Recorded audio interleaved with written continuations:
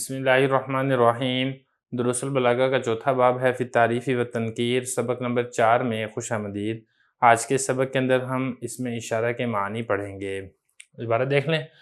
وَكَمَالِ الْعِنَایَةِ بِهِ نَحْوُ هَذَا الَّذِي تَعْرِفُ الْبَطْحَاءَ وَتَأْتَهُ وَالْبَيْتُ يَعْرِفُهُ وَالْحِلُّ وَالْحَرَمُ وَبِيَانِ حَالَةٍ فِي الْقُرْبِ وَالْبُعْدِ نَحْوُ هَذَا يُوسُفُ وَذَاكَ أَخُوهُ وَذَلِكَ غُلَامُهُ وَالتَّعْظِيمِ نَحْوُ إِنَّ هَذَا الْقُرْآنَ يَهْدِي لِلَّتِي هِيَ أَقْوَمُ وَذَلِكَ الْكِتَابُ لَا رَيْبَ فِيهِ وَالتَّحْقِيرِ نَحْوُ أَهَذَا الَّذِي يَذْكُرُ آلِهَتَكَ فَذَلِكَ الَّذِي يَدُعُّ الْيَتِيمَ۔ ترجمہ دیکھ لیں۔ اور اس میں اشارہ کے ذریعے سے کمال توجہ مراد ہوتی ہے، جیسا کہ یہ وہ ہے جس کے نشان قدم کو عرب کی پتھریلی زمین جانتی ہے، اور بیت اللہ اس کو جانتا ہے، اور حل اور حرم بھی اس کو جانتے ہیں۔ اور قرب اور بعد میں حالت بیان کرنے کے لیے بھی اس میں اشارہ کا استعمال کیا جاتا ہے، جیسے کہ ھذا یوسف ذاک اخوہ وذالک غلامہ۔ اور تعظیم کے لیے بھی اس میں اشارہ کا استعمال کیا جاتا ہے، جیسے کہ ان ھذا القرآن یہدی للتی ہی اقوم اور ذالک الکتاب لا ریب فیہ۔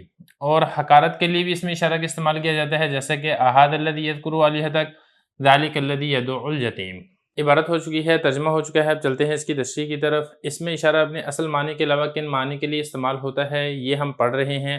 اصل معنی کے علاوہ ایک معنی ہم نے گزشتہ سبق کے اندر پڑھا ہے، باقی معنی ہم آج کے سبق کے اندر پڑھیں گے۔ آج کے سبق میں جو پہلا معنی ہم نے پڑھنا ہے وہ ہے کمال عنایت۔ کمال عنایت یہ ہے کہ کمال عنایت اور غایت توجہ کے لیے بھی اس میں اشارہ لایا جاتا ہے، تاکہ مشار الیہ پر مخاطب کی مکمل اور پوری توجہ ہو، اور مشار الیہ کی اس کے ساتھ ساتھ تعظیم اور توقیر بھی ہو، جیسا کہ حضرت زین العابدین رحمہ اللہ تعالیٰ کی مدح و ثنا میں فرزدق شاعر کا یہ شعر ہے۔ شعر کیا ہے؟ شعر دیکھ لیں۔ ھذا الذی تعرف البطحاء وتأتہ والبیت یعرفہ والحل والحرم۔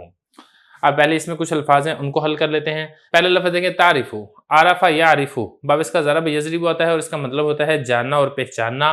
اگلا لفظ ہے بطحا، اس کی جمع بطائح اور بطحاوات آتی ہے، اور اس کشادے نالے کو کہا جاتا ہے جس میں ریت اور چھوٹی چھوٹی کنکریاں ہوتی ہیں۔ اور اس کے بعد آگے ہے وطأتہ، وطأت اس کا مطلب ہے پشت اور ہموار زمین، اور یہاں پر اس کا مطلب ہے نرم اور ہموار زمین پر چلنا۔ اس شعر کے ایک شان ورود ہے، شان ورود اس کا یہ ہے کہ ہشام بن عبد الملک، یہ ایک بادشاہ گزرا ہے۔ جب یہ حج کے لیے گیا تو اس وقت مطاف کے اندر بڑا رش تھا، اور اس نے چاہا کہ میں حجر اسود کو بوسہ دوں، لیکن لوگوں نے اس کو راستہ نہ دیا۔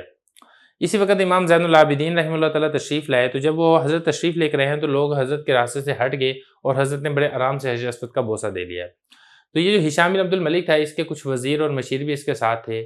اس کے وزیروں اور مشیروں نے اس ہشام سے پوچھا کہ یہ کون ہے؟ تو ہشام نے پھر آگے سے کہا میں ان کو نہیں جانتا۔ اس وقت ایک اسلامی شاعر گزرے ہیں، بڑے مشہور شاعر ہے فرزدق، وہ وہاں پہ موجود تھے۔ انہوں نے پھر کہا کہ تم ان کو نہیں جانتے، لیکن میں ان کو خوب بہت اچھے طریقے سے پہچانتا ہوں۔ اور پھر انہوں نے حضرت کی مدح و ثنا کے اندر کچھ اشعار کے، اسی اشعار میں سے ایک یہ والا شعر بھی ہے کہ یہ وہ شخص ہے جس کو عرب کی پتھریلی زمین اچھے طریقے سے جانتی ہے، اور اس کو عرب کی پتھریلی زمین جانتی ہے، اس کو بیت اللہ جانتا ہے، اور اس کو ہل کا علاقہ جانتا ہے، حرم کا علاقہ جانتا ہے۔ مطلب یہ جانی پہچانی شخصیت ہے، کیونکہ یہ نبی کریم صلی اللہ علیہ وسلم کی نسل مبارک میں سے ہے۔ تو یہ والا شعر اس وقت فرمایا گیا تھا۔ اب اس کا محلی استشہاد دیکھ لیں۔ محلی استشہاد ہے یہاں پر ھذا، جو فرزدق شاعر تھا اس نے حضرت کا نام ذکر نہیں کیا امام زین العابدین رحمہ اللہ تعالیٰ کا، بلکہ اس نے ھذا اس میں اشارہ لے کر آیا۔ ھذا اس میں اشارہ اس لیے لے کر آیا تاکہ جو سننے والے ہیں ان کی پوری توجہ امام صاحب کی طرف ہو جائے۔ تو یہ اس لیے بھی کمال توجہ کے لیے، کمال عنایت کے لیے بھی اس میں اشارہ کا استعمال کیا جاتا ہے۔ اس کے بعد آگے دیکھیں، وَبِيَانِ حَالَةٍ فِي الْقُرْبِ وَالْبُعْدِ، قریب کی حالت ہونا بیان کرنے کے لیے، دور کی حالت ہونا بیان کرنے کے لیے بھی اس میں اشارہ ہے۔ مطلب یہ ہے کہ مشار الیہ آپ کے قریب ہے تو اس کے لیے ایک خاص اس میں اشارہ ہے، اور مشار الیہ اگر آپ کے لیے درمیانی مسافت کے لیے ہے اس کے لیے الگ اس میں اشارہ ہے، اور مشار الیہ اگر آپ سے دور ہے تو دور کے لیے الگ اس میں اشارہ استعمال کیا جاتا ہے، جیسا کہ آپ نحو کے اندر تفصیل سے پڑھ چکے ہیں۔ مثال دیکھ لیں، جیسے ھذا یوسف، اگر یوسف آپ کے قریب ہے تو قریب ہونا بتانے کے لیے مشار الیہ یوسف ہے وہ قریب ہے، تو اب ھذا اس میں اشارہ لے کر آئیں گے۔ اور اگر مشار الیہ کی اور آپ کی مسافت درمیانی ہے، نہ زیادہ دور ہے نہ زیادہ قریب ہے، تو آپ اس کے لیے ذاک لے کر آئیں گے۔ ذاک اخوہ، یہ اس کا بھائی ہے۔ اور اگر مشار الیہ دور ہے تو پھر آپ اس کے لیے کیا لے کر آئیں گے؟ ذالک لے کر آئیں گے۔ تو یہ اس میں اشارہ اس مقصد کے لیے بھی استعمال کیا جاتا ہے۔ اس کے بعد آگے دیکھیں، والتعظیمی، بتانا یہاں پر یہ چاہ رہے ہیں کہ اس میں اشارہ کا جو استعمال ہے وہ بعض اوقات مشار الیہ کی عظمت شان کو بیان کرنے کے لیے بھی ہوتا ہے۔ اس کی مثال قرآن مجید میں آتی ہے، ان ھذا القرآن یہدی للتی ہی اقوم، بے شک یہ قرآن اس راستے کی رہنمائی کرتا ہے جو بالکل سیدھا ہے۔ اب یہاں پہ دیکھیں، ھذا القرآن، یہ جو ھذا اس میں اشارہ یہاں پر لے کر آئے ہیں، یہ کمال عنایت کے ساتھ ساتھ قرآن مجید کی عظمت شان کو بھی بیان کر رہا ہے کہ صحیح اور صراط مستقیم کی جو رہنمائی ہے وہ صرف قرآن مجید سے ہی حاصل ہوتی ہے۔ اس کی دوسری مثال دیکھیں تعظیم کی، ذالک الکتاب لا ریب فیہ، یہ قرآن مجید ایسی کتاب ہے جس میں کسی قسم کا کوئی شک نہیں ہے۔ اب جہاں پہ ذالک کا جو اس میں اشارہ لایا گیا ہے یہ قرآن مجید کی عظمت شان بیان کرنے کے لیے لایا گیا۔ تو پہلی مثال میں ہادہ کا استعمال ہوا ہے، دوسری مثال میں ذالک کا استعمال ہوا ہے، دونوں ہی اس میں اشارہ ہے اور دونوں ہی تعظیم پر یہاں پر دلالت کر رہے ہیں۔ اس کے بعد آگے دیکھیں والتحقیر، اس میں اشارہ کا جو استعمال ہے حقارت یعنی مشار الیہ کی تذلیل اور تحقیر بیان کرنے کے لیے بھی ہوتا ہے۔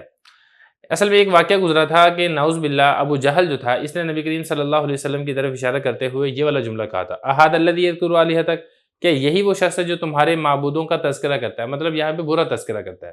تو یہاں پر یہ جو ابو جہل نے ہادہ کا لفظ استعمال کیا تھا اس نے نعوذ باللہ نبی کریم صلی اللہ علیہ وسلم کی حقارت کے لیے لفظ بولا کہ یہی وہ شخص ہے، نعوذ باللہ من ذالک۔ اسی طرح دوسری مثال بھی آتی ہے حقارت کی قرآن مجید میں، فذالک الذی یدعو الیتیم، یہ وہی شخص ہے جو یتیموں کو دھتکارتا ہے، یتیموں کو دھکے دیتا ہے۔ تو یہاں پر ذالکہ اور یہاں پر ہادہ دونوں جگہ پر جو متکلم ہے اس کا جو مقصود ہے وہ مشار الیہ کی حقارت ہے، تو اس میں اشارہ کا استعمال اس معنی کے لیے بھی کیا جاتا ہے۔